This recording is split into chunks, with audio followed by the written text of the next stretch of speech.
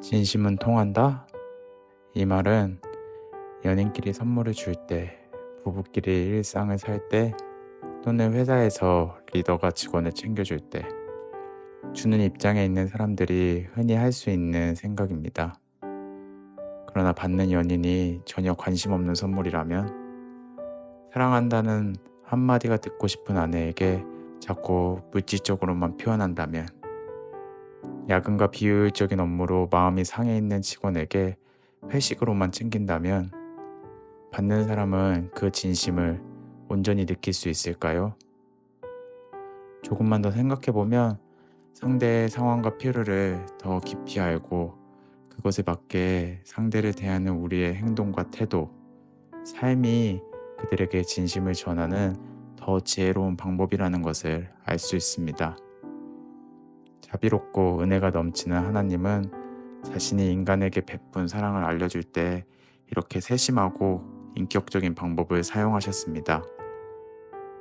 2000년 전 예수가 죽음에서 부활하고 승천한 후 예수가 하신 일, 하실 일, 예수를 통해 이루실 하나님의 계획에 대한 좋은 소식들이 퍼져나갔습니다. 그 소식을 전하는데 가장 열정을 가진 사람 중 하나가 바로 그 유명한 사도 바울입니다. 바울은 자신의 마음속에 있는 예수에 대한 열정을 일방적으로 전하지 않았습니다. 듣는 사람들이 처한 현실과 주위 환경, 사회적인 맥락을 곰곰이 살피고 세심하게 이야기를 전달했습니다. 바울이 아테네에 갔을 때 바울은 아테네를 살펴봤습니다. 곳곳에 있는 신전과 그 신전에서의 사람들의 행동을 살펴봤습니다. 아테네 사람들이 가진 가치관을 파악했고 욕구와 필요를 고민했습니다. 그리고 아테네 사람들이 행하는 토론이라는 방식을 통해 예수의 이야기를 전했습니다. 그들이 이해할 수 있는 방식을 면밀하게 연구하고 고민한 바울은 아테네 사람들의 머릿속에 자신이 믿는 진짜 신, 여호와 하나님을 그려주었습니다. 바울이 전하는 신은 아테네 신처럼 신전에 거하지 않으며 아테네 신들처럼 인간을 도구화해서 섬김을 받지 않으며 오히려 인간을 세심하게 돌보시는 신이라는 것을 전합니다. 바로 그들이 공감하고 이해할 수 있는 방식으로 하나님, 예수님을 전했습니다. 현재 대한민국 사람들의 기독교에 대한 대표적인 인식 중 하나는 지하철이나 길가에서 들을 수 있는 예수천당, 불신 지옥일 것입니다.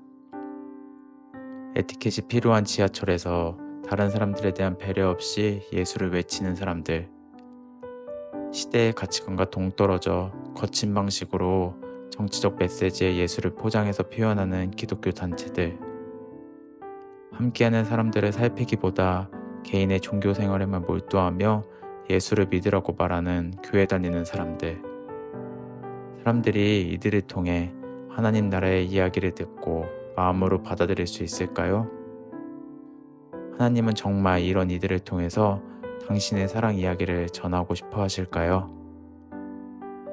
죽어서 천국 가는 수준의 그런 이야기가 아닌 현재 이 시대 속에서 우리의 실존과 부딪히는 예수의 이야기를 전하기 위해 우리는 2000년 전 아테네에서 사도 바울이 보여준 모습을 배울 필요가 있을 것 같습니다.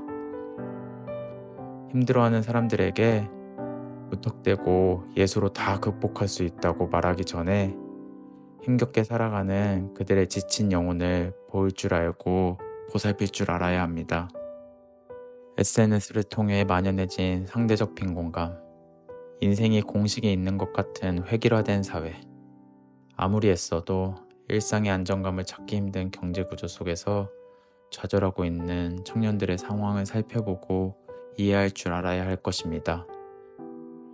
열심히 자식을 키우고 부모를 모시고 살았지만 정작 자신의 노후는 보장되어 있지 않고 약해진 몸으로 노동을 해야 하는 우리 아버지들, 어머니들의 삶을 살펴보고 관심을 가져야 할 것입니다.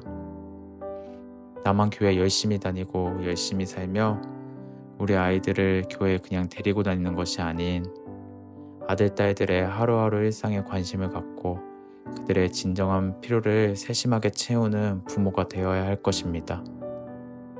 그리고 그들이 이해하고 받아들일 수 있는 그릇에 복음을 담아 전해줘야 합니다. 무엇보다 복음의 그릇을 전하는 우리가 늘 예수를 바라보고 나와 내 이웃 그리고 하나님을 사랑하며 하루하루 새로워진 삶으로 그들과 함께해야 합니다.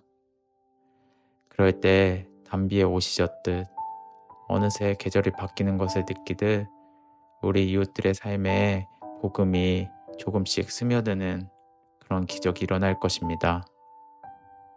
변하지 않는 복음을 날마다 새로워지는 우리의 삶이라는 그릇, 공동체라는 그릇을 통해 잘 전달해야 할 것입니다. 물론 새로워지는 삶을 각자 혼자의 능력으로 만들어내거나 살아낼 수는 없습니다. 주님께서 우리가 늘 주님을 바라보며 반응할 수 있게 우리를 보살피고 인도할 때 가능할 것입니다. 그래서 오늘도 주님을 바라보고 그분의 사랑에 더 아름답게 반응할 수 있기를 기도합니다.